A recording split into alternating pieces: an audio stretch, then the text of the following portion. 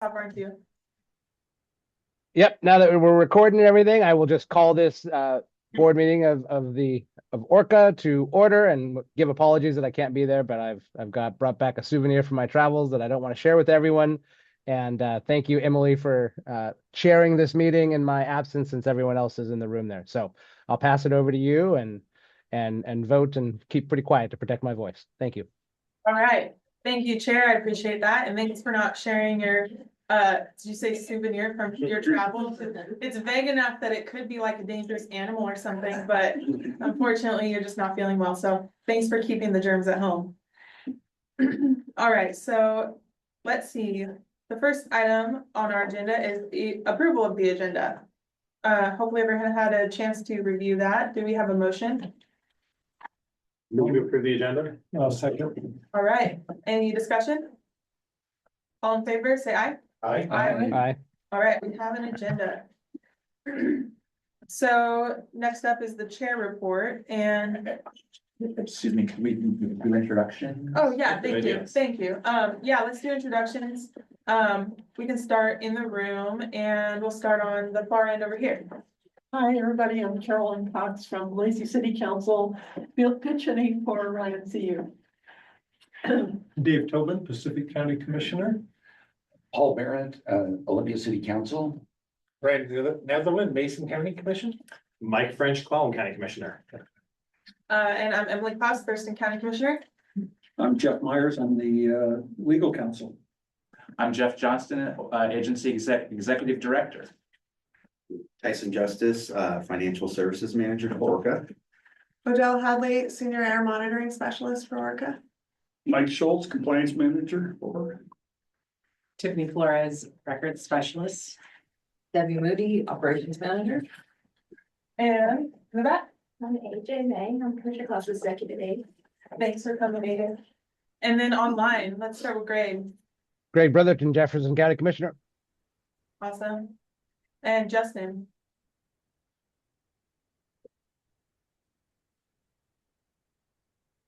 Little hands raised. No, That's enough. And we can't hear you, Justin, if you are speaking. It doesn't show that you're muted, but we can't hear you. So, okay, mic doesn't work. Well, thank you for being here. Chris. I'm Chris Kraus. I'm the IT System Administrator here at ORCAA. All right.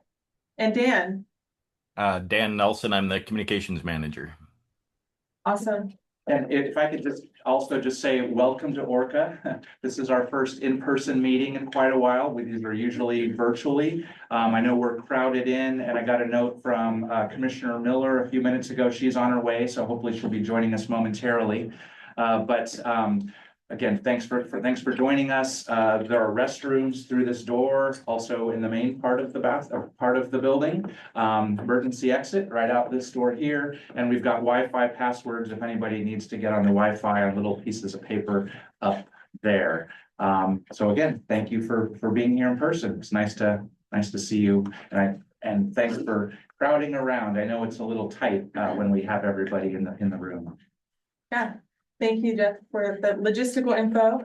And yeah, like Jeff said, I want to echo, welcome everybody to ORCAA. It's really nice to have a meeting in person. And we might have to add another table sometime. Hey, how are you? No worries. Madam Chair, I'm always willing to turn my chair, go this way. Yeah, but then we're just gonna see the back of your blazer anyway. I'm okay with that. I don't have to see it then. All right, and do you want to introduce yourself? Hey, welcome. Hi, thank you. I'm Georgia Miller, Commissioner from Grace Harbor County, District Number 1. And I've never seen traffic backed up on the exit there by Shelton. Anyway, so here we are. We are a rapidly growing region, so there's a lot of some collateral consequences, of course, but we're glad you can join us. Thank you. All right, so we are on the chair report and we're on the annual meeting. Today is the election of officers. This is something that we've already done, but today we're finalizing it as part of the annual meeting requirements. And so I will hold this election real quick. Like I said, we made these decisions earlier in the year, so I will just open it up and ask for a motion if there are any nominations for chair. Are you willing to keep going? I just started. I feel it's like my obligation, so I'm happy to continue if folks are willing. Madam Chair, I nominate Greg, Chair. A second? All right, nomination and second. Any other nominations? Any other nominations? Any other nominations? All right. We have one nomination for Greg to be the chair of ORCAA to continue in his current and new role. And we can go ahead and vote on that nomination. Let's see, does that require a motion or just the nomination itself? Just needs a vote. All right, so all in favor of appointing Greg officially as the chair of ORCAA, say aye. Any Aye. opposed? Any abstentions? All right, congratulations, Greg. And then vice chair, are there any nominations for vice chair? Willing? Yes, absolutely. Madam Vice Chair, I move for you to be selected as Vice Chair. I'll second. All right, nomination and second. Any other nominations? Any other nominations? Any other nominations? All right, all in favor of appointing me as the vice chair, say aye. Aye. All right, that was quick and easy. Thanks, everyone. I'm gonna turn it over real quick to Jeff to review the agenda planner document that was included in the packets. It looks like this, if you're in the room. Okay, great. I just wanted to call your attention, as you know, as we've talked about, and Dan, can you bring up the agenda planner, please, on the screen? It's so that this document is always linked from the next meeting at the bottom of the agenda. So we added a column. This came up after the conversation that we had at the last board meeting where we had Mark Siegler from Grace Harbor County was with us for a conversation about the recreational burning conversation, but then it was helpful to have him with us for a conversation about asbestos as well. And I think, Mike, you particularly called out the fact that it was really helpful to have him as part of the discussion. So I think it might have been your suggestion, or maybe it was Greg's, I can't remember, suggested that we actually add a column to the board agenda planner. So Dan, can you scroll up to the first page? So that column, so the right-hand column is stakeholders. And so we will be adding, again, if we think that county fire, like fire marshal or permitting authorities or others would be helpful for the conversations that we're going to have, we'll note that on the agenda planner. That's great. So the other thing I wanted to note, and Dan, can you scroll to the bottom of the one more page down? So I added an upcoming topic. So we've got one more of the regional focus discussions. We're going to have a regional focus on Lacey, Olympia, and Tumwater, probably at the July meeting. And then my proposal is after that, we do focus on ORCAA's programs. And so that we do kind of a deep dive into our programs roughly each month. We'll take a look at why the program exists. Is it in response to RCW, to WAC, or some other requirements? How do we implement the program? How does ORCAA staff? How are we involved? How does it further ORCAA's mission? And then lastly, but perhaps as important as anything else, how do we pay for it? Is it through fees? Is it through assessments? Is it through grants? So anyway, so you will see those then starting to appear on the agendas as we launch into our next fiscal year. So I just wanted to call that to folks' attention. All right, thank you. Any questions or comments for Jeff on the agenda planner? All right. Great job, thank you. So the next item on our agenda is the Finance Committee Chair Report. So that's me, and I just have a few things to report. The first one is the fiscal year 2027 draft budget was presented to us this morning in the Finance Committee meeting. We all elected to move that to this full board for consideration as presented. So there were no suggested changes to the draft budget for fiscal year 2027. So if you haven't already checked it out, I know Finance Committee members have seen it, but included in the packet that Debbie sends out for the board meeting agenda, there's also a link included in that for Finance Committee agenda packets. So if you could look at the Finance Committee packet, what we really want to call your attention to for all board members is to look at the fiscal year 2027 packet. And it is 39 pages, but don't be intimidated by that because only 3 pages are the actual budget and the rest is policy info and attachments to kind of help with providing additional context, and there's some really excellent context in there. So if you're a policy nerd, then you might enjoy reading the full 39 pages. But if you just want to get it done and over with, you can take the route of looking at the 3 budget pages. But we would really like for everybody to just take a look at that information, because public comment on the budget starts May 8th. And our next ORCAA meeting isn't until after that, a couple days after that. So this, from here until May 8th is really our only window to suggest anything to staff before they go out for public comment. So it's really important to have board members look at that beforehand. Everyone's feedback is really important. So even if you have no changes, it would probably be good to tell staff, hey, good job, I looked at it. So I would encourage everybody to just shoot a message over to Jeff and let him know when the homework is complete, so that we know everyone has taken the time to do that. And the finance committee gave Jeff permission to bother everybody via email if he doesn't hear from you. I'm just kidding. We didn't talk about that. I'm throwing that in there. But please do look at the budget information. And another item to look at in the finance committee packet is the first presentation, which is under the, the presentation is called Looking Back and Looking Forward, but on the agenda, it was referred to as follow up on March Finance Committee discussion. So you'll see that in the packet. It should be one of the first attachments right after the minutes. And that's a nice presentation. It's a slideshow and it's pretty easily digestible. So I would suggest looking at that as well. Let's see, what else? You mind if I comment on that? Sure. And so that follow-up on my March Finance Committee discussion, I think, happened because members of the Finance Committee wanted to make sure that we were appropriately reacting to current conditions. And if we were seeing red flags where we needed to make some large adjustments, we wanted to make them quickly and soon so that they could accumulate over time, rather than waiting until the agency got to a position where things were so dire that we had to make really draconian cuts or changes. And I think what I learned, at least from that look back, is a lot of our financial performance has a very cycle of ups and downs, small ups and downs. And we're not in a position where we have to do anything really drastic. But we are in one of those kind of minor downturns. And so it's a really, I think we got some good look back data where staff presented us some really useful charts that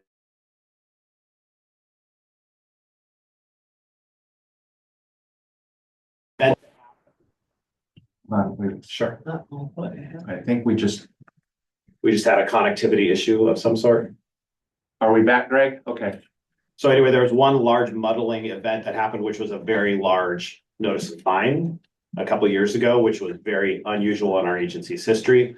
But they were able to kind of say, what would our performance look like without that fine? What trajectory are we on? So anyway, that staff presentation was in response to kind of us saying, is this a moment where we need to start raising some red flags and getting into the details?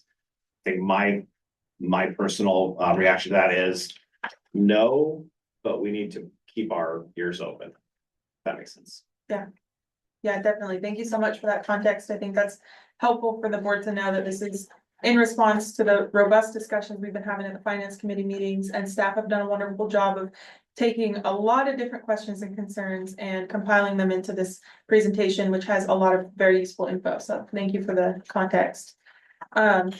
So let's see, the only other things I wanted to mention from that conversation this morning, let's see, again, as I'm looking at it, please make your suggestions by May 8th. Can't emphasize that enough. We did talk during the looking forward presentation about some of the things we might need to consider in the future. We've heard it before, but one thing that we have the ability to do is adjust fees to achieve full cost recovery for some of the services that ORCAA is providing. I know that some people, a lot of people actually feel like that's not the way to go, but I'm just throwing it out there because it's one piece of the puzzle. It's one option and one lever that we have. And just want to have everyone keep in mind that other options, including like state mandates, force us to raise assessments to jurisdictions if we can't balance the budget through other means. So just kind of keep that in mind as we move forward in these discussions, because some of those items will come back up for discussion and consideration, I'm sure, in the future, as we look proactively at the budget and what kinds of levers we can pull to achieve a balanced budget, and yeah, ongoing, so. What else? The only other thing I wanted to talk about is related to the core funding. So we've been hearing about core funding for several months now, since there's been a lot of changes at the federal and even the state level. You might remember that our core funding from the state was cut, I believe 65%. So we are looking at a lot less money for funds that go to few programs, including the outdoor burning program, which is one of the primary sources that we use core funding for. So there's a lot of really important work that's done through those funds. And without those available, I wanted to highlight as a potential legislative priority in 2027 for us to ask the state to replenish those funds and continue advocating for additional funds as much as we can. But I think, and then it was raised at the finance committee meeting, that might be a good item to bring up to WASAC for our county commissioners. That would be something that, again, could influence assessments. So we would want to make sure that we're bringing that to WASAC's attention, because it has a direct impact on counties potentially if we can't get some of these funds replenished. So that was all I had. And then I think, did you want to touch on? Sure, on the draft budget. So I brought some of these concerns up in the finance committee meeting.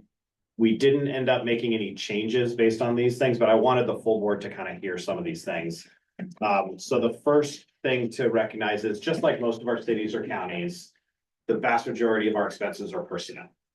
We rely on staff to do all the work that happens. They have a considerable amount of expertise and training in technical fields that is required for us to operate this agency to maintain clear air as a jurisdiction.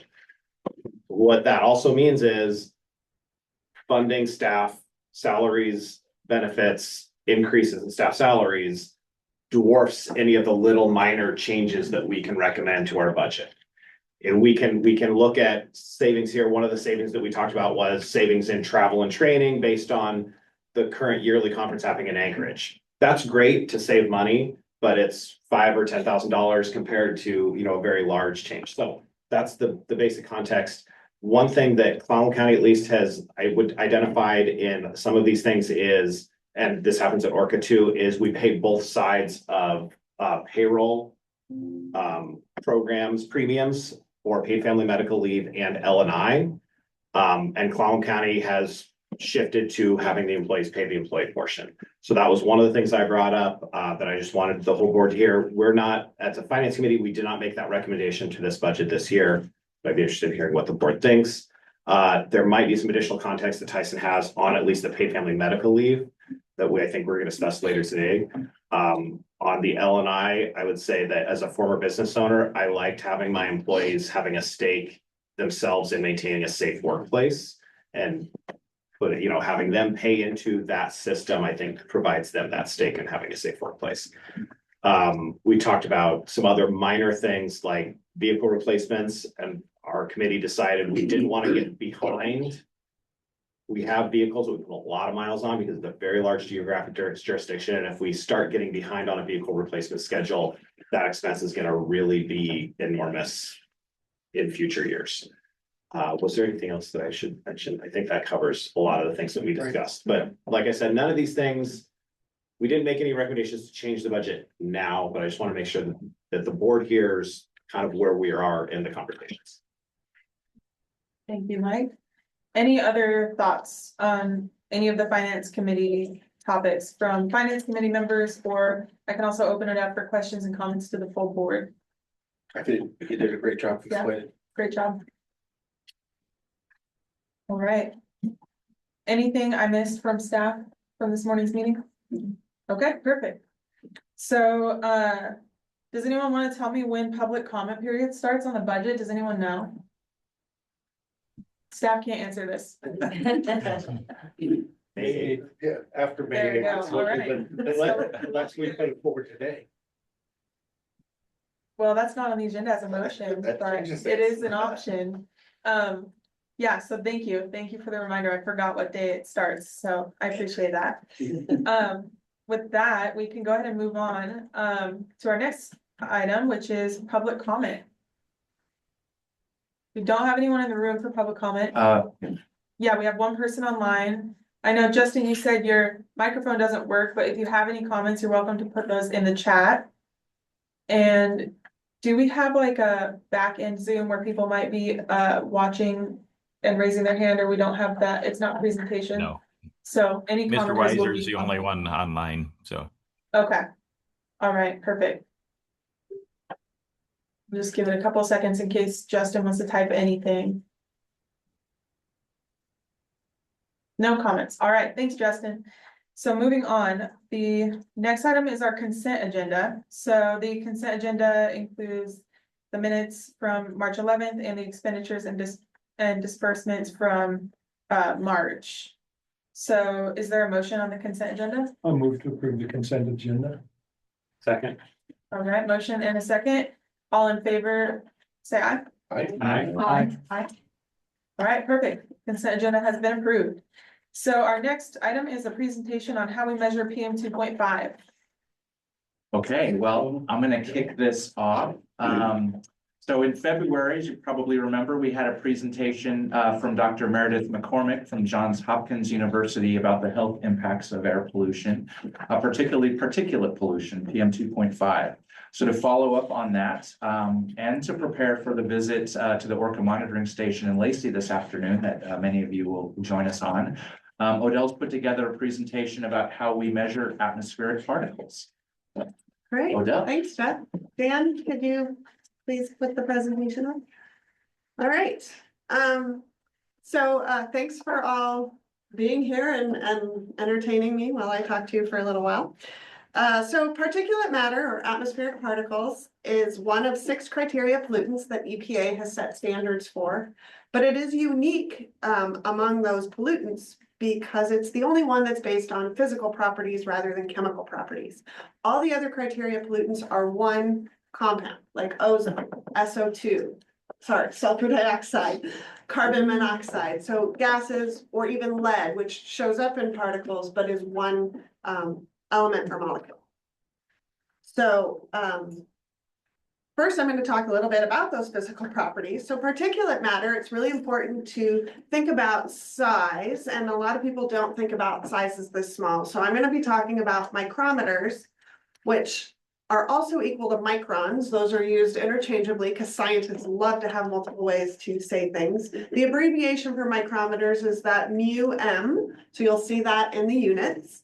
And for those of you that don't know, that is equal to 1/1,000,000th of a meter. Or if you look at the picture here, there's a picture of a human hair, which the diameter of a human hair is about 50 to 70 micrometers. And particulate matter, which is classified by size, you'll see the PM10 is the blue dot, and about 5 of those will make up a human hair. We go even smaller to PM 2.5, which is what I talk about all the time and what you'll hear me talk about most during this presentation, and that makes up about 5 going across, or 4, I'm sorry, going across for a PM10. And then you'll even hear sometimes people talk about ultrafines, where the diameter of an ultrafine is equal to 0.1 micrometers or 100 nanometers or less. And so that just gives you an idea of how small particles we're talking about here. We aren't going to talk too much about ultrafines after this because they don't have a lot of mass, and most of what we're looking at is the mass of the particles. They do have a high number concentration, and there is scientific evidence that shows they do impact, they penetrate the furthest into our bodies, and so they have a high health impact, but they don't have a very long atmospheric lifetime, and they are difficult and expensive to measure. And because they don't have a long atmospheric lifetime, it's been difficult to correlate them and really come up with a health risk associated with them that is based on ambient concentrations rather than laboratory studies. So we are going to just stick to PM10 and PM 2.5 for this presentation. So the next plot, some examples of atmospheric particulate matter. I mentioned it was based on physical properties, and it is composed of thousands of different chemical compounds. So here's just an example. You'll see the little scale down in each picture. It changes. So the top one is dust, which is 1, and that little white bar is 1 micron. So you can see how small that really is. We also have iron composition, which can be part of dust.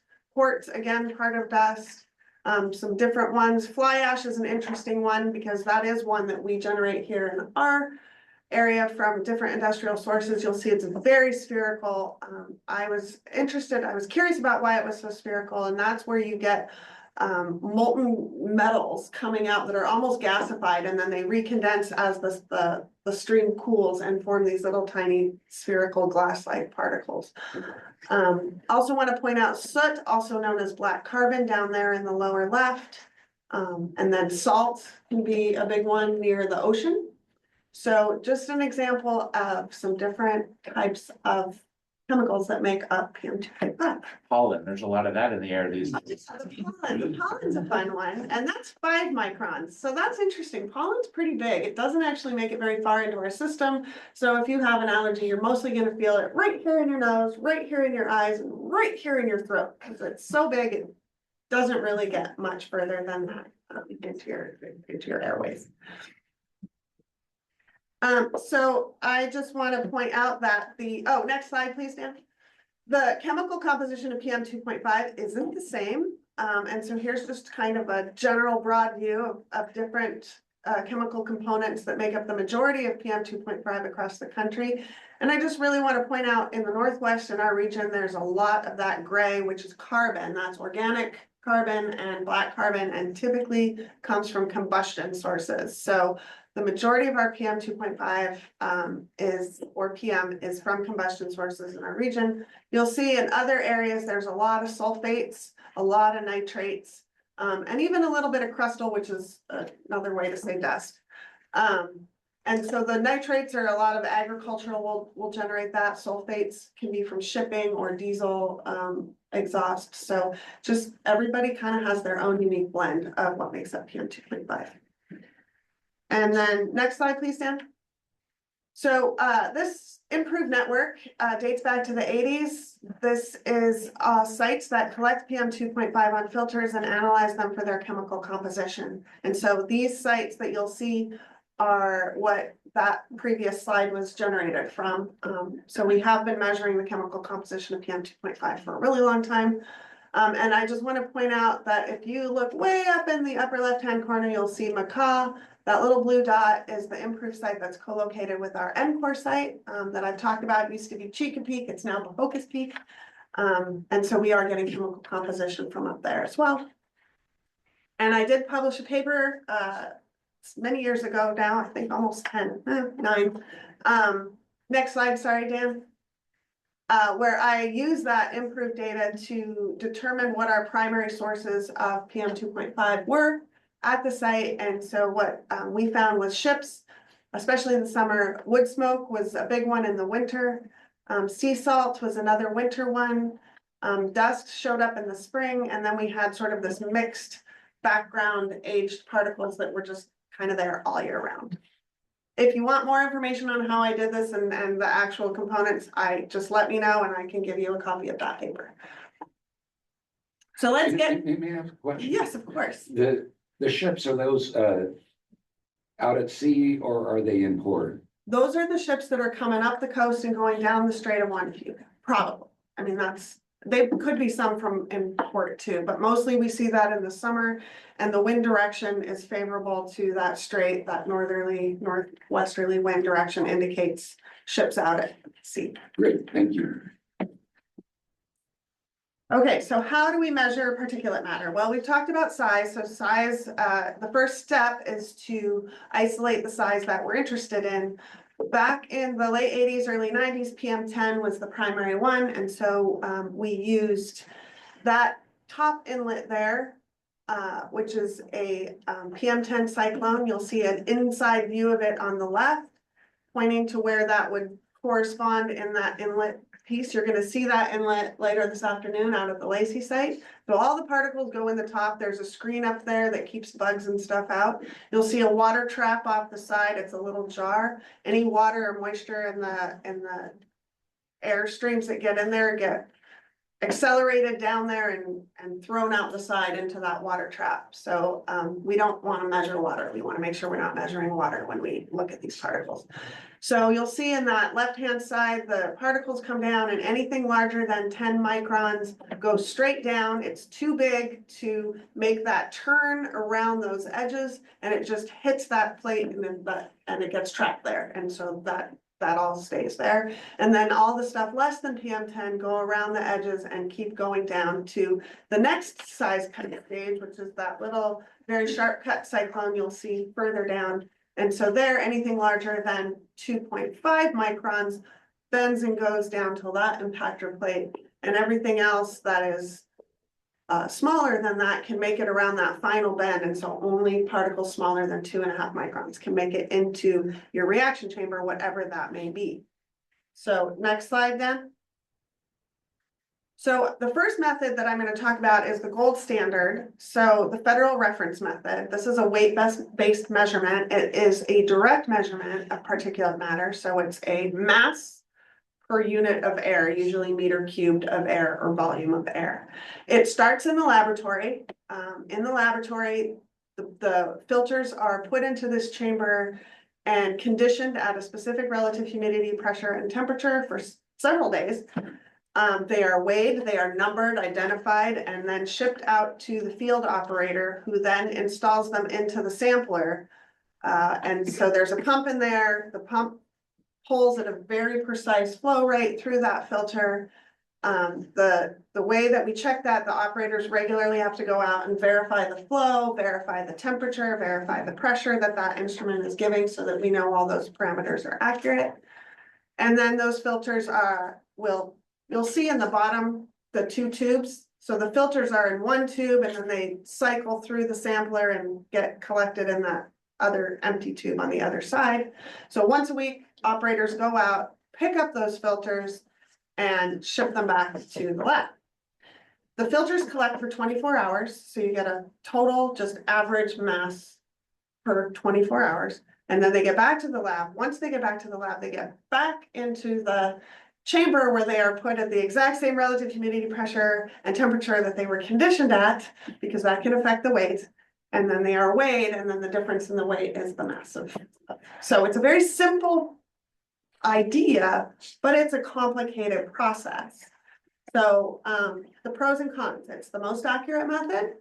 And we can use those filters and analyze them for chemical composition later. So we get more than just the PM 2.5 concentration. There are the least interferences with that, so the measurements are not biased. And it provides validation for lower cost methods. But there are some cons to it. You only get a 24-hour average. You don't get to see what's happening hour by hour or minute by minute. The data are only collected once every 3 or 6 days, so you might miss a lot of days. It's really just kind of trying to assess if we're in an attainment. And those data are not available for weeks. So if there's a bad PM 2.5, smoke episode, this data is not going to pick it up or tell you that. There are some issues. Some evaporation in the field on hot days can reduce the measured mass. And as you can imagine, because you have a lab component and field component, it's expensive and time consuming to operate. So there's a lot of the data aren't super usable in real time, and they're really costly to do this. So let's talk about federal equivalence methods. So these are methods, there's a lot of them. I'm only going to talk about the one we have here at Lacey, but these are methods the EPA has determined to be equivalent to the federal reference method. And in most cases, you can actually get better real time. So the one that we have at Lacey is an FEM. It's called a beta attenuation monitor. I talk about it a lot. Rob loves saying BAM really loudly.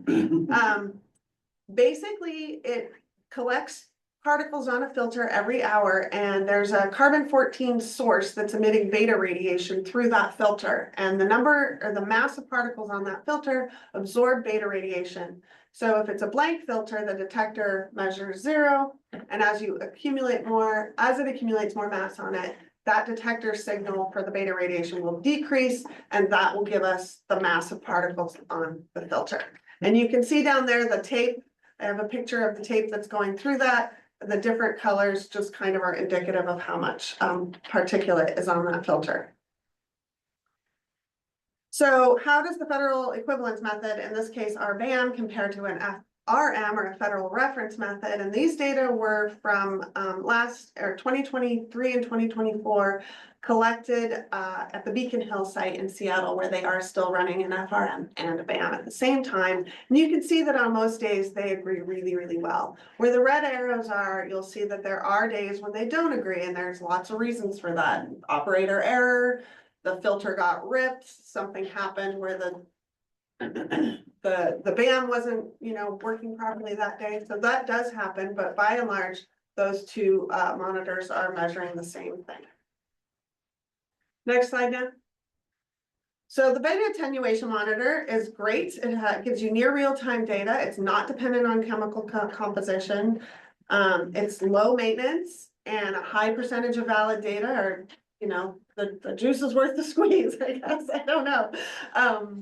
And you get the daily average data are validated against federal reference methods. So it really is a robust method for using, for measuring that PM 2.5. There are some cons. If it's really humid or there's a lot of background radon radiation, that can cause interferences. And then the hourly data are noisy in clean environments. And so if you're looking at just the hourly data, it's great when you get up above into the moderate or the unhealthy percent groups. But when it's really clean, it tends to be kind of noisy. So now I'm going to go to the most common way we use to measure PM 2.5 at all of our sites. Also, we have one co-located with the BAM at Lacey, but this is the nephelometer. It's based on light scattering. So little teeny tiny particles will scatter light. You see this when you walk into a dusty room and there's like a sunbeam coming through the window and you can see the dust in the air, and that's essentially how this works. So if it's very clean, no light gets scattered down to that detector. So you'll see all those little lines coming across. Those are like baffles or traps. The inside of the nephelometer is painted flat matte black. So it literally absorbs all the light that does not get scattered to that detector. So this is kind of like the opposite. The more particles you have in that chamber, the more the detector sees, the more light the detector sees. So it's opposite of the BAM, where we're reducing the signal based on PM 2.5. And this one, we're actually increasing the signal with the more PM 2.5 we get. I did say that particles scatter light. They also absorb light. So if you have like black soot or black carbon, which I'm going to talk about in a minute, this instrument doesn't see it very well because it's just absorbing that light like the walls, not scattering it to the detector. So pros and cons. The nephelometer, it provides real-time data. In fact, we can get minute data that are actually pretty accurate, whereas the BAM only gives us hourly. So if we have a smoke cloud roll in, I know it within 5 or 10 minutes. I'm like, uh-oh, this thing just skyrocketed. We got a problem. It is very low maintenance. We can do quality checks on that signal and make sure that it's operating the way that we expect it to. And we do get a high percentage of valid data, and the data are stable even at very clean environments. So that's nice. If you do have high humidity, that can cause higher measurements. We get around that by heating the airstream. So we drive the humidity down and just dry all the particles out before we measure them. And as I mentioned, composition can change light scattering efficiency. So if you have a lot of particles that are black or dark or absorbing light, that's going to scatter the light differently. So there are some high uncertainties based on that because we don't necessarily know the chemical composition. These data are not regulatory, so we can't use these data to say we are in attainment or that we're meeting max. But what they do for us is if we get to within 80% of the National Ambient Air Quality Standard, and we have a certain number of population that this represents, we could be required to install an FEM. So they kind of help us know that we're meeting standards, and if we're getting within that we might not be, then we would have to install a more expensive monitor there. The other thing is they can't detect particles below 0.3 microns or micrometers. That's because particles scatter light at the same wavelength, where the wavelength size is about the same as the diameter, and 300 nanometers is getting into the ultraviolet, not visible light range. So those ultrafines, the nephelometer can't see them. Okay, so, and then finally, low cost air sensors. This is the newest thing on the market. They have a high uncertainty, but look at how many there are. So this is from the EPA's fire and smoke map, which takes purple air sensors, our air monitors, clarity nodes, and even the state sensors, the SenseWAS, and just combines them all on one map. So the big circles are the official monitors that I have just been talking about, that are state or local or even EPA run monitors. And then all the little dots could just be any citizen's sensor that they've installed, and Or the one outside that or the door. one outside. See this little line going up here? We have one installed outside our door. So they do have high uncertainties, but in great numbers, they are very useful. Here's a next slide, Dan. These are, this is an example of how many we've got here in Washington State. And you can see the clusters in the big cities. Of course, people like to install those, but it's sort of a citizen science collaboration that's happening with government, which is just great. Next slide. So talked about the pros. They're very low maintenance. They do have a stable data signal. They're low cost. Purple Air's run you about $300 as opposed to $2,000 to $10,000 to $30,000 for some of the better ones. Because the members of the public are able to buy them, we can crowdsource the data, we can empower citizens. It didn't used to be possible for a citizen to buy their own air monitor. Now it is. I mean, I get that 300 is still a lot for a lot of people, but it's now within range also of a lot of private people. Some of the cons, though, there's a high positive bias. The accuracy of these monitors change a lot. So there has to be a lot of validation done on the data. So we use correction factors, and those change depending on the location and ambient conditions. We do have high uncertainties for any individual monitor, but again, when you have a huge number of them, that can go down. We don't have any way to verify them and make sure that they're not malfunctioning. So typically it's just, oh, it doesn't look anything like its neighbors. Maybe it's not accurate. So the next slide. So how do they compare? So now I'm comparing the BAM or the FEM, which is the dark blue line, with the nephelometer, which is the light scatter technique. That's the yellow line, with the purple air, which is the purple line. There in the data, and here's where you can see where that BAM data are noisy in clean environments, and those other two, the light scattering data, are a lot more stable. But when we do see the high peaks, all three sensors agree pretty well, and we can see that they're in general going up and down at the same, picking up the same peaks, picking up the same concentration of PM 2.5. The only time we really start to see problems is when we get down below 5 micrograms per meter cubed, and that BAM kind of is dropping down into the negative numbers and the positive numbers. But at that level, we're not that concerned. We just say it's clean. The air is good, so not as big of an issue. If we take the daily averages, as if we were going to compare to an FRM, you can see that that noise really just kind of goes away, and that the monitors mostly agree with each other on a daily or 24-hour average. And so the last thing I'm going to talk about is the light absorbing measurements. You're going to see this over at the Lacey site too. This is our ethylometer. So this kind of makes up for where our nephelometer can't see black carbon or soot. This is our method to say we can measure it and add that in as well. So, and this actually helps us determine where the combustion sources are coming from. And that's because diesel and oil produce a very black smoke. And that the ethylometer has different wavelengths of light. So it has red light, it has green light, it has blue light, and wood smoke, especially low temperature wood smoke, appears to be more brown or reddish, and that's because it's absorbing all the blue light more. Whereas the black soot absorbs all the light equally, and that's why it looks black.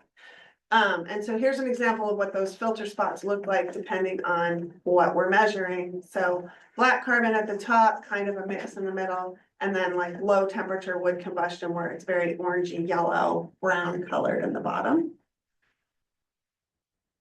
And that's what this data, next slide, please. That's what the data look like from the ethylometer, where you have the two different wavelengths of light. So you where there's a lot of organic carbon that is red or brown, you see that the spikes in the yellow are almost twice that of the black soot one, or where they're about the same size, that indicates more of like a diesel particulate, or oil burning or something like that. Next slide. And you can see that with your naked eye when you go out and look at smoke. So this is two examples of different fuels for combustion. The left-hand side was actually a violation notice. We had a hog fuel boiler that had some wet. Fuel and some diesel to supplement the wet fuel. Yeah, they added diesel to their hog fuel boiler, which they were not supposed to do. And we got complaints on this big black cloud coming out of it. So that's a picture Mike took. How'd you catch that, just out of curiosity though? What? Complaints. Complaints. People lived up on the hill and they saw it and they knew to call us. And you happened to go there and be able to do it while they were doing it? I went there and they were still doing it. It was still happening. In this case, I happened to be in the Grays Harbor area, in the area anyway. And so I didn't take that long to go. Yeah. So yeah. And then the other one, you can see smoke from a wood pile that someone's burning, and when you look up and you can see that orange red color that, and even when we have wildfire smoke episodes and the whole sky just turns red, orange, you can kind of tell just from that. So, I'm just gonna leave, the last slide, Dan. I am gonna leave you with this, if you have any. This is, well, this was sort of my sum up, slide to sum up all of the things about PM 2.5. So if you have any questions, let me know, or I can answer them now, or when we go over to Lacey later, if you have questions then.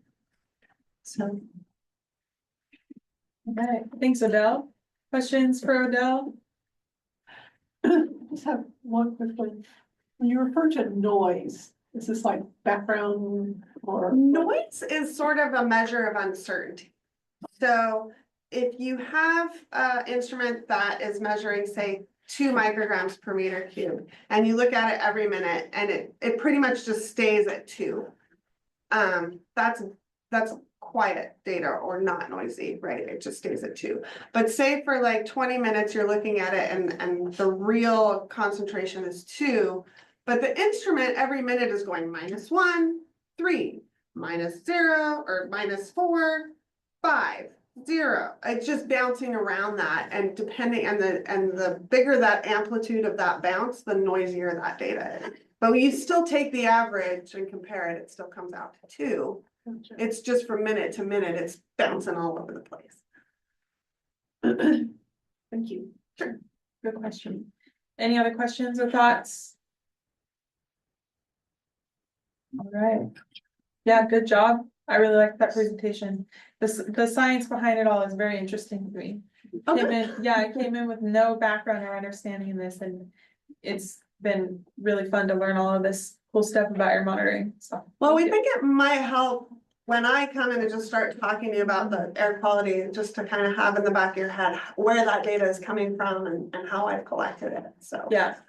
And PM is, I mean, we do measure other pollutants at some of our sites. I mean, you'll see an ozone monitor this afternoon in Lacey, and up at Mohica's Peak, we measure a wide variety of different things. But in each of our counties, we've got at least 2 now sites where we measure PM 2.5. That's really the chemical of concern for us. Yeah, definitely. All right, well, thanks, Odell. We can go ahead and move on to our next item. New business. We have policy updates, and this is an action item. So I'll turn this over to Tyson. Yeah, Dan, do you mind pulling up the policy briefing memo just so we can have it on screen for folks? Thanks, Dan. So we're just requesting approval to update our credit card policy and paid family medical leave policy. And if you reference the memo, you can see the red line version and the changes in the policy language. So for credit cards, we would like to increase staff credit card limits from $1,000 to $1,500. And also allow the executive director the authority to permanently increase limits for select staff. The increase from $1,000 to $1,500 reflects the general increase in costs, and the permanent increase allows staff who have reoccurring charges, who travel or make purchases of specialized equipment, to make purchases without requesting temporary increases repeatedly or having their cars declined. And then also for the supplemental leave, thanks, Dan. For supplemental leave, as it relates to paid family medical leave, we would like to update our policy to explicitly exclude the allowance of supplemental leave for staff who are on paid family medical leave. And that's it.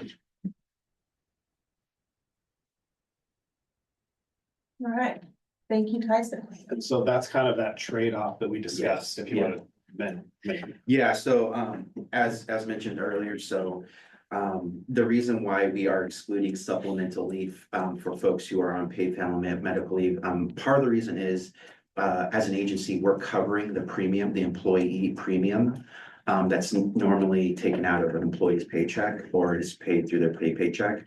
As an agency, we've elected to cover that for the employee.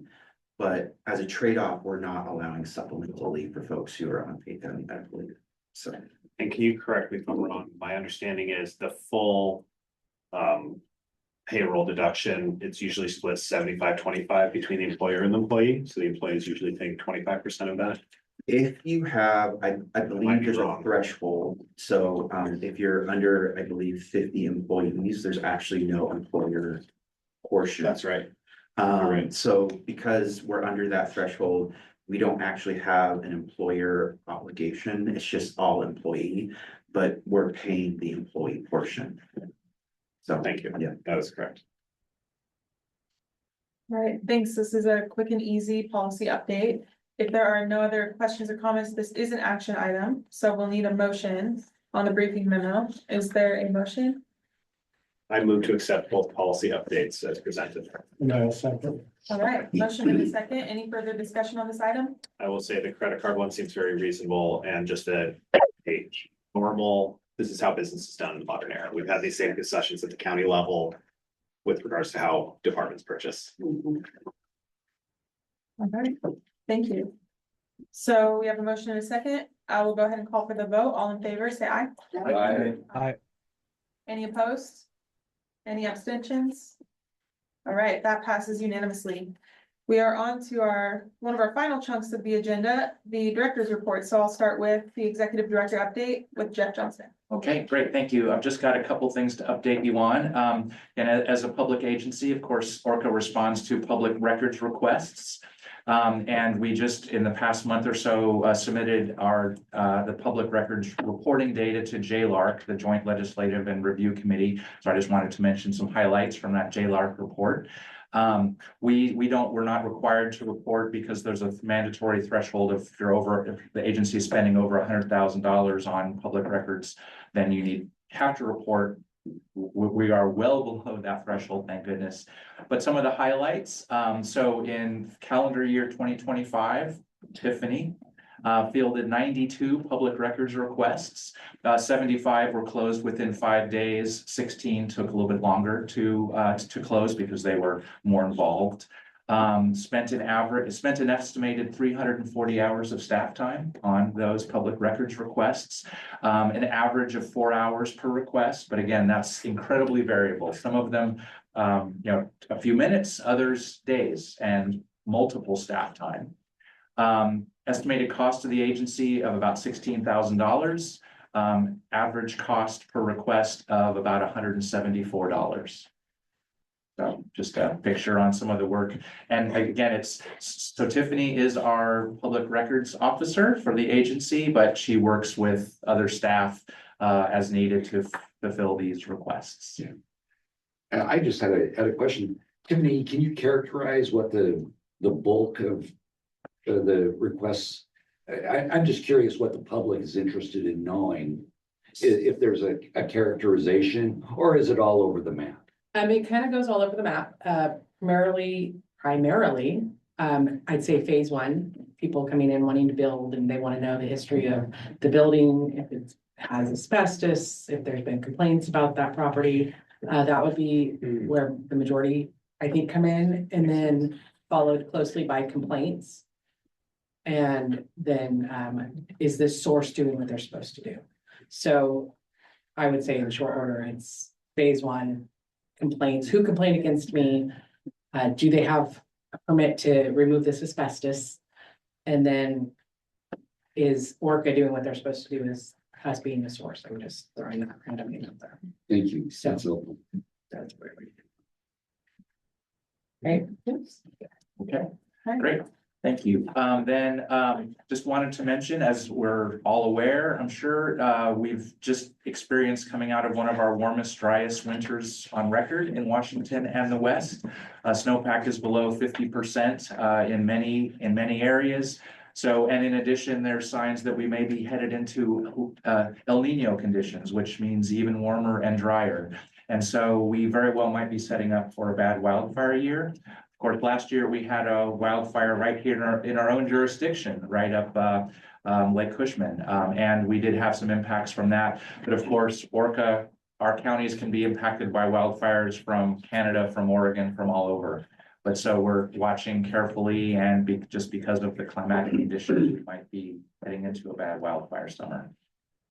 And then the last thing I just wanted to mention is on Tuesday, April 21st, I'll be up in Seattle for the annual EPA Region 10 Air Directors meeting. This is an annual meeting where the directors and staff from state and local agencies and EPA's EPA's Region 10 states, which is Washington, Oregon, Idaho, and Alaska. So the meeting usually happens in the fall, but was pushed out because of the government shutdown last fall. So haven't seen an agenda yet, but it's always a good opportunity to again connect with other air directors, hear what EPA is doing, and get some updates on some things that impact ORCAA. So unless there are any questions, I think I'll hand it off to Mike, who I think is next. All right, excuse me, you guys have the compliance packet. I won't, if you have questions on that, of course, I'll entertain those questions. Couple of the highlights is, you've heard me talk about Title V AOP permits, the big permits, big sources, FSEC, the energy, I can't even remember what that whole thing stands for. But Energy Facility Site Evaluation Council. there you go. Yeah, they basically, govern the Grace Harbor Energy, the big towers that sets up that we contract with them while we worked on their AOP renewal, and it just got issued earlier in the month. So that's always big to get an AOP issued.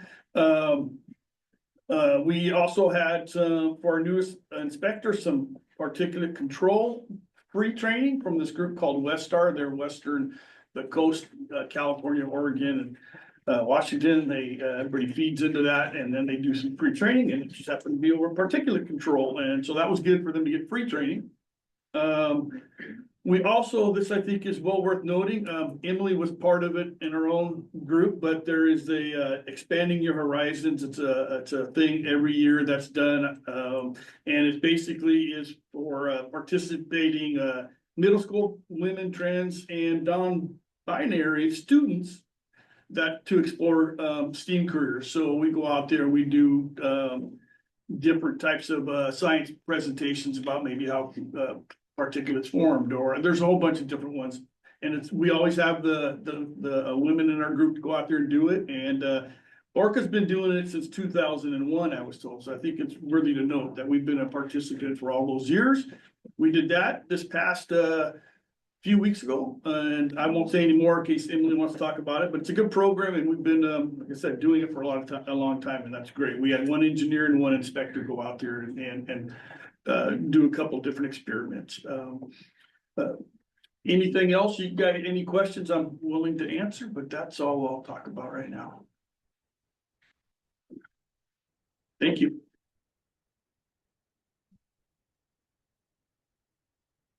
All right. I guess I have a question. Oh.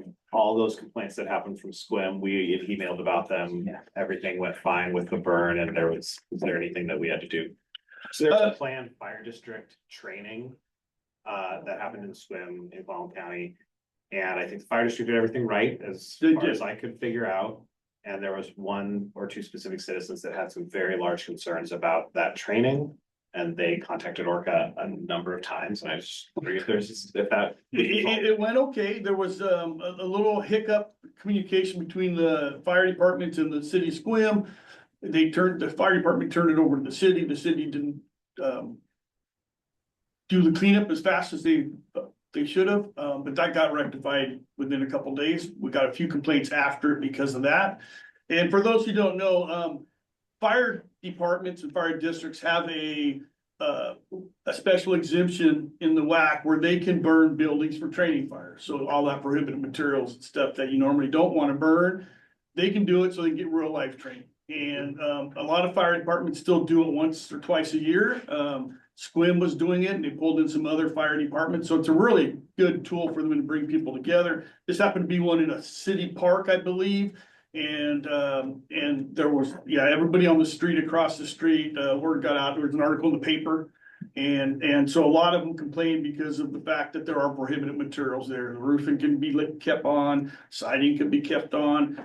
You can have cabinets in there. They want, we leave it up to the fire department to determine what they need for training. They still have to get the asbestos out of there. They still have to get lead and mercury out of there. There's some things they gotta get out, and we ensure that. But yeah, so they had a training up there and it was very visible. And yeah, we've got, I think there was 11, 12, 13 complaints. But it got done. They got their training and people were happy that after some of them complained, we talked to the fire department and they did some mitigation. They got rid of some of the siding and stuff that they felt they didn't need. And so I think that appeased a lot of the people complaining and that they were able to at least mitigate and they understood the risk and yeah, so it other than the hiccup of communication of who was gonna clean it up at the end, it went well.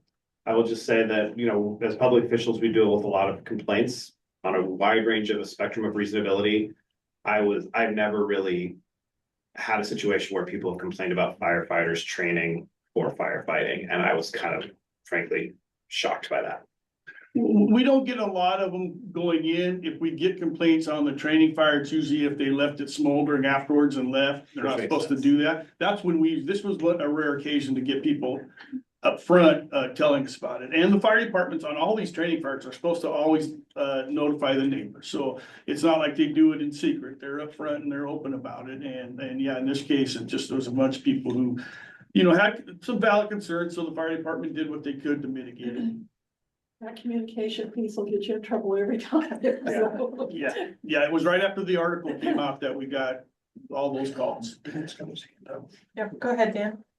I was just going to note, this was a case where ORCAA did everything right. The fire department did everything right. It got picked up by the local newspaper and they did it right. But it's a good example of when things get in press, when people hear about stuff, sometimes they misinterpret. But I want to call out Mike and Rob Weiland, especially of doing a great job of responding, providing good, clear messaging to complainants as well as to the newspaper and to the public at large of what the legalities are of training fire burns, what ORCAA's responsibilities are, and our limitations of what we can and can't do. So I think it's a good learning experience. Talking to Mike and his team, there's going to be some slight tweaks to the process. So we do more inspection. We're more hands-on for the entire process, but everything was done, I think, really well. And most people, including the complainants, they weren't happy, but they came away with understanding. Thank you. So was that all for your report, Mike? Yes. All right, we can move on to Odell. Thank you, Mike, for the senior air monitoring technician update. Go ahead, Odell. All right, Pam. Second slide. So now the air monitoring report for March of 2026. So next slide. So this is a slide you guys have been used to. This is as we move away from winter and into March, most of our little days, each square represents one day, will turn green, and in this case, dark green. So for most of our sites, we just didn't have it. It was good, clean air the entire time. Lacey, we did have a couple of moderate days at the beginning of March. And then Forks, we had 2 days, one at the beginning and one in the middle of March. And that's not unusual for Forks. There's a lot of wood stoves up there. And so if you get a stagnant condition, it can get up pretty high at night. I do want to point out Port Angeles where, I think it was March 9th. The analyzer just started reporting crazy high PM 2.5 concentrations. And, I got a replacement nephelometer from the Department of Ecology, went up there on March 20th, installed it. The replacement one was broken as well. Somehow between the time it left Ecology's lab and got installed at the Port Angeles site, it also didn't work. So I got to leave that day with no nephelometers. And the reason this is important is these nephelometers date back to the 80s. These are old instruments that the Department of Ecology has been keeping running for a long time. And we had a lot of them to cover the whole state. And then as they break beyond their ability to repair, they go to this boneyard where they get cannibalized. Sorry, I don't know if that's okay. Where we pull parts from them to keep the ones that are still functioning functional. And so when I asked Wes, I need a new nephelometer, he said, I don't have any right now. So this is a crisis sort of analyzers right now for the state. We are gonna get one on April 14th that's being pulled and replaced. They have purchased some new equipment that's gonna replace some of these nephelometers. It's really expensive. We certainly can't afford it. The state can barely afford it. So this is something that we are aware of, and it might lead to some sites being down longer than they have in the past. So I will get a nephelometer out there as soon as one becomes available. So that was sort of the highlight on that slide. Next slide, please, Dan. And I also want to point out, we installed the Lacey ozone about a month early, which is great because I still have to get the audit from Ecology and do some line cleaning, and the data will become official on May 1st, which is the official start of ozone season. Ozone, to just remind you, is a summer pollutant. We need hot, sunny days in order for the ozone concentrations to go up, so we don't worry about it too much in the winter. Next slide.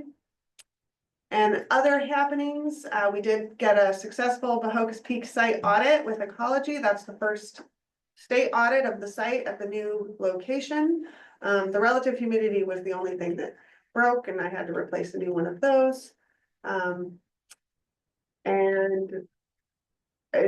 what, I guess, yeah, Dan wants me to be done. We upgraded the sites to the AirVision data logger in Aberdeen and Raymond. So all of our sites except for Shelton and Aberdeen's done, Raymond's done. Port Townsend, Shelton and Port Townsend are the only ones still running the old data logger software, and so that will be upgraded in the upcoming quarter. And then we'll be fully transitioned over, and they'll start on the rest of the state. So that's really good news. That's all I've got. Awesome. Thanks, Odell. Sure. Any questions for Odell? All right, we can move on to our communications manager update, and go ahead, Dan. So sorry, Odell, for trying to cut you off prematurely. It's okay. You just talk too much. So again, I encourage everybody to use the news you can use at the top of our printed communications report. That it's important. One of our big pushes is to get coordinated social media posting so we can amplify messages across our entire jurisdiction, and then working with other air agencies, get amplified messaging across the Pacific Northwest with the important information about air quality. But this month, I mentioned the events we've got going on for the spring. April 18th is the Olympia Big Home and Remodel Show in Lacey. That's a Mason County, Thurston County. The Olympia Master Builders runs that. That's a big one for these two counties. Pacific and Grays Harbor County has the Grays Harbor Home and Garden Show in Alma in May. We do the Olympia Harbor Days in end of August, early September, actually in September this year. Previously did the Jefferson County home show in Port Townsend, and we'll be doing some radio advertising about our programs in Clallam County as we did last year. Also, just to follow up on some of the things Jeff said about wildfire coordination, again, getting back into social media coordination, it's important that we get everybody aware when those events happen, and I'm afraid this year it's going to be when, not if, those events happen of wildfire smoke because of the severe lack of snowpack and dry conditions. So working with the South Sound Communicators Group I've mentioned in the past, I'd love to make sure I'm in touch with all of your communications staff in the cities and counties, and that we're making a coordinated effort to cross-reference our messaging to your social media platforms. And if you have issues, we can get that out to our channels as well. Another big event is first week of May, starting May 4th, is Air Quality Awareness Week. Again, a social media push. That is a national event. EPA is not as involved, but we have a strong showing in the Pacific Northwest, and we'll be promoting that. We've got targeted messaging each day. It's given that it starts on Star Wars Day, May 4th, we will be pushing the May the Clean Air Force be with you messaging. Let's see. Still sticking to social media. Thank you, Odell. Thanks to her contributions, we've started a air quality or air monitoring Monday posting. So every Monday will be, or every repeatedly on Mondays, if not every Monday, every other Monday, we're going to do a air monitoring social media post and focus on some aspect of air monitoring to share with our communities. So that's something we've started, and I think our partners in the Northwest Air Quality Communicators are going to pick that up and share that around the Pacific Northwest as well. Quickly, the wood stove program continues to thrive. We've got, I think, over 80 projects approved in the last 6 months since we started the program. So we're well ahead of budget on that. Thurston County, as always, leads with the size of the population and the familiarity with the program, but Jefferson County and Mason County are really turning in a lot of projects. So glad that, and Clallam County is as well, and we're seeing more and more now in Grace Harbor County. So good that we're spreading throughout the jurisdiction and getting more participation everywhere. And then I know I've mentioned repeatedly our participation in the Northwest Air Quality Communicators resource sharing program, Echo Northwest, where we're sharing resources, trying to amplify our dollars to get more bang for the buck. So, for instance, providing $5,000 last budget year to get a or participate in a $55,000 social media campaign, getting assets and messaging developed. We recently signed a contract. We're the lead for the communicators group for a new social media training process.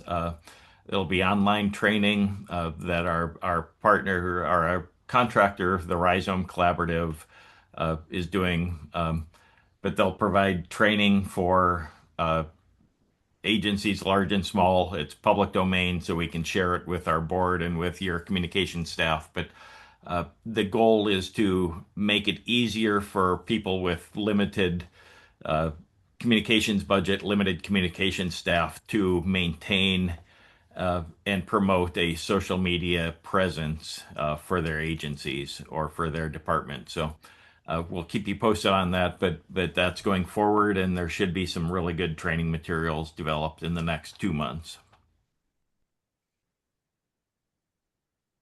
Awesome, thank you, Dan. Any questions for Dan or comments?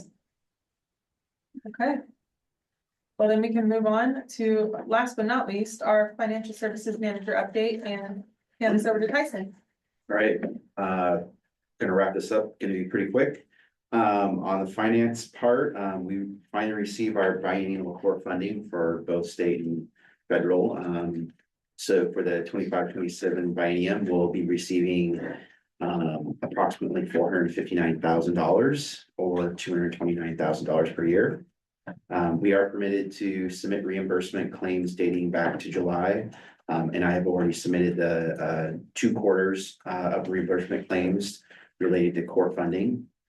Q3, we ended on a pretty positive note with a overall year-to-date net gain. I am still predicting a deficit for the end of the year, but we have a net gain for Q3. Our groundskeeper will be separating from ORCAA effective April 20th. And our current maintenance technician will be absorbing his duties.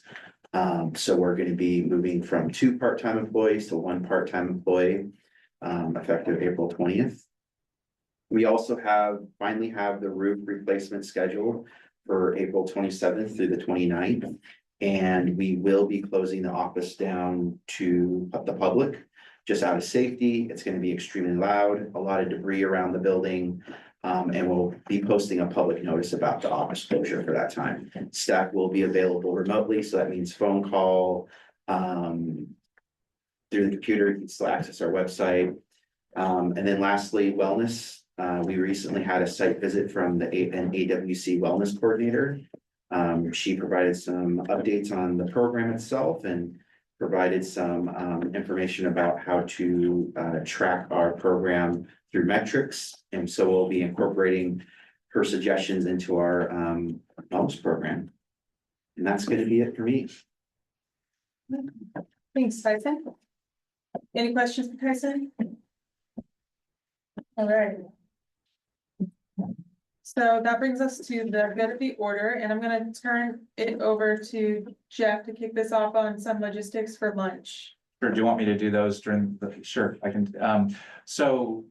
As we transition out of the meeting into lunch, so I know most of you are able to stay. So the food that you ordered is here. And there are drinks, so it's out there. So make your way out onto the table. You'll see it and there are drinks in an ice chest. Welcome to come back into this room, or I know it might get kind of crowded. We also have a small conference room. There's a picnic table outside this door and another door. Beautiful day out there. I was here last evening and ran into our landscaper getting everything looking good. So you can enjoy his work. And beautiful day. Recommend, so is anybody interested in carpooling over to Lacey? So I see a couple nods. So talk to me when we're on lunch break. We'll have a car or 2 depending upon who all's interested in driving over, or if you want to drive yourself so you can leave from there, that's fine. Again, school's on spring break this week, so there should be plenty of parking there, but plan on leaving here by about 12:30. So again, we have plenty of time for lunch. But it's probably about 15 to 20 minutes there. We'll get started there right at 1. And just again, be a relatively short program there, be probably 20 minutes or so of remarks from a few of us, and then an opportunity to see the monitoring site. So I'm guessing, finishing up by kind of 1:30, 1:45, somewhere in there. As also there, in addition to those of us ORCAA staff who you see every month, there are other ORCAA staff that are here in the building today. I've asked us all to wear our name tags, and part of the deal with us providing lunch is that they mingle with all of you. So look for an opportunity. Please introduce yourself, ask them about the important work that they do for ORCAA. I think that's it in terms of logistics, unless there are any questions. All right, great. Thanks, Jeff. Any other good of the order items? I had a question, and it was nice that Commissioner Hull could attend in my stead last month. So it's possible this was addressed then, but he didn't report on it. Do we know where we are with the pellet mill in Grays Harbor as far as that goes? I can address that one. The pellet mill decision that the Pollution Control Hearings Board approved the permits that ORCAA issued was appealed to the State Court of Appeals. We now have a briefing schedule. Our briefs are gonna be completed this summer, and we should have oral argument on that case in the fall. It takes for a long time for the They legal said that process this to is the run worst its day course. that they've ever done business in. It's really sad. It's really sad. Anyway. And so that's a state court of appeals? It's State Court of Appeals. So we have, again, the appellants tried to stop, to stop the process, so they do have their permit, so they could proceed if they choose. Of course, there's a risk. Nothing is enjoined at this point. Nothing is enjoined. There's no stays on the permit.